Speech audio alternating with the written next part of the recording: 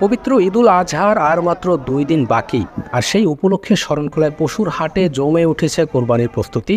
গরু ছাগলের হাট-টাট, দরদাম আর চেনা ব্যস্ততায় মুখরিত শরণখোলার ঐতিহ্যবাহী আমরাগাছিয়া পশুর হাট। হাটে এসেছে বিভিন্ন এলাকা থেকে ছোট বড় গরু ছাগল। দাম তুলনামূলকভাবে সহনীয় থাকায় খুশি ক্রেতারাও। অনেকে বলছেন এবার পশুর যোগান ভালো, দামও সাধ্যের মধ্যে। আমি গরু কেনার জন্য বাজারে আসছি, তো গরু চয়েস করতে আসি কোনটা নিব। অনেকগুলো গরু আছে এখন এই জায়গায়। গত বছরের তুলনায় এবছর গরুর দাম একটু কম যাচ্ছে। এতদিন কিনি নাই, গরু একটু পালতে সমস্যা হচ্ছে, এই জন্য আর কি কিনতে পারি না। অন্যদিকে বিক্রেতাদের মুখে চাপা উদ্বেগ স্পষ্ট। তারা বলছেন এবারের দাম যেমনই কম, তেমনি ক্রেতার সংখ্যাও প্রত্যাশার চেয়ে অনেকটাই কম। ফলে গত বছরের তুলনায় লাভের পরিমাণ উল্লেখযোগ্যভাবে কমে গেছে।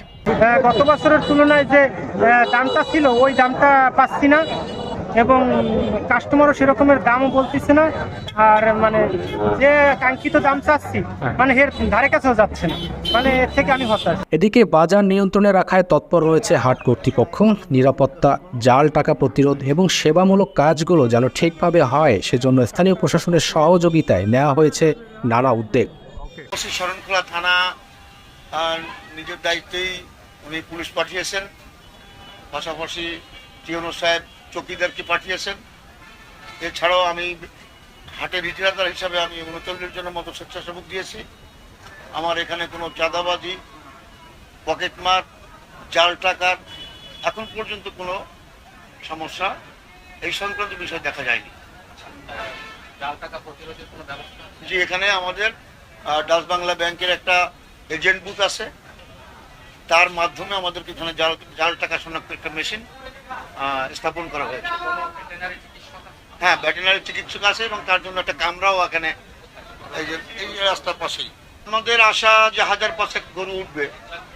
এ পর্যন্ত বোধ হয় 2-2.5 হাজার গরু উঠেছে, কিন্তু বেচা কিনে একটু মন্দা হওয়াতে আমরা একটু চিন্তিত আছি। উপজেলা প্রাণী সম্পদ দপ্তরের বাস্তবায়নের চিকিৎসা সহায়তায় হাটে নিয়োজিত আছেন ভেটেরিনারি চিকিৎসক। অতিরিক্ত গরমে পশু অসুস্থ হয়ে পড়ায় চিকিৎসা দেওয়ার পাশাপাশি ক্রেতাদের দিচ্ছেন জরুরি পরামর্শ।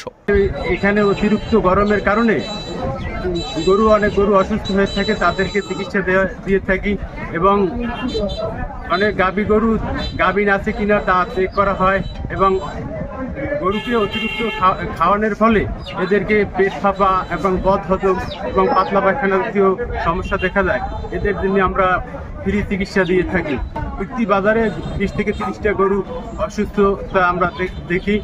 একটা সুস্থ সবল গরু, কোরবানির উপযুক্ত গরু কিভাবে পাইতে পারে, যার পরামর্শ আমরা দিয়ে থাকি।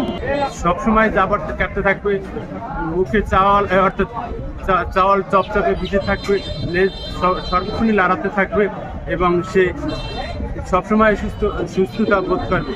কোরবানির পশুর হাটে জমে উঠেছে কেনাবেচার পাশাপাশি মানুষের আশা ও অনুভবের এক বিশাল মেলা।